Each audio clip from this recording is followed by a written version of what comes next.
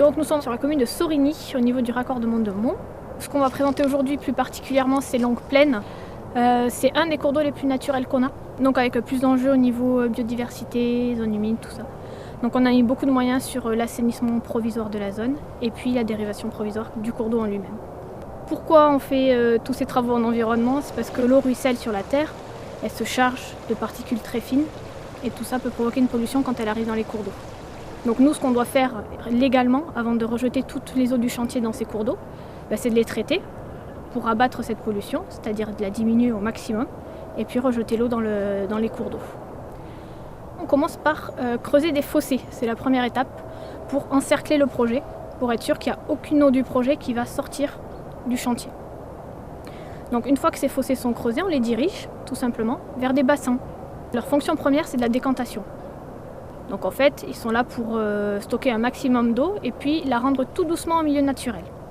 Comme ça se rejette dans un cours d'eau à fort enjeu au niveau biologique, on a de fortes contraintes au niveau de l'eau qu'on rejette. Elle doit être de très bonne qualité. Du coup, on a mis à la fin des filtres tétra, qui sont des filtres qui permettent d'abattre beaucoup plus de pollution. Donc c'est un système de double filtration, mais déjà tout préfabriqué, qui est beaucoup plus facile aussi d'entretien.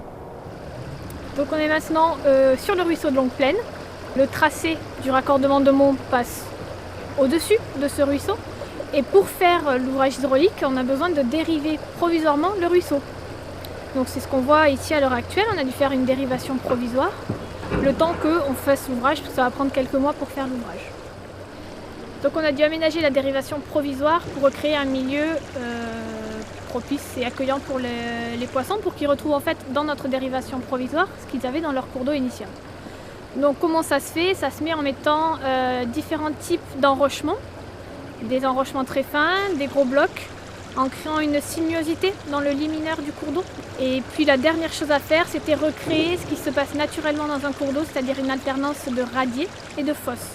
Les fosses permettent par exemple aux poissons de se reposer et les radiers permettent à l'eau de se réoxygéner. Il faut qu'il y ait une alternance des deux pour que le cours d'eau ait plusieurs types d'habitats qui permettent aux poissons d'évoluer. On a fait deux types d'aménagements pour protéger les berges, puisqu'un cours d'eau en théorie il a des berges un peu enherbées ou stabilisées par des racines des arbres, ce qui n'est pas le cas sur une dérivation provisoire.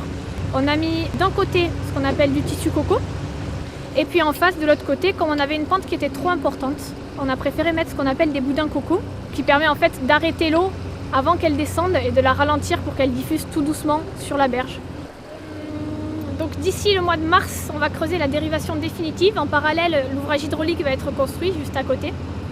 Et donc on va réutiliser un bras mort existant du cours d'eau pour essayer de garder au maximum les matériaux naturels. Avant la mise en eau de la dérivation définitive, on refera le même système que ce qu'on a fait lors de la mise en eau de la dérivation provisoire, c'est-à-dire qu'on va pêcher le cours d'eau existant, qui est donc la dérivation provisoire à l'heure actuelle. Et une fois que la pêche aura été effectuée, on déviera le cours d'eau et on le mettra dans son lit définitif qui aura été recréé. Et donc ça permettra au cours d'eau en fait de traverser l'ouvrage et à l'aval de retrouver son lit mineur existant.